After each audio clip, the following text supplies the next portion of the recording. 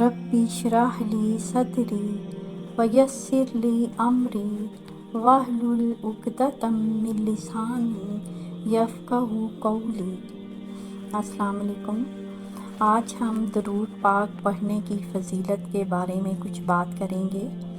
حضرت عبداللہ بن عمر رضی اللہ عنہ سے روایت ہے، جس نے نبی کریم صلی اللہ علیہ وآلہ وسلم پر ایک مرتبہ درود بھیجا، اللہ تعالیٰ اور اس کے فرشتے اس درود پڑھنے والے پر 70 رحمتیں بھیجتے ہیں۔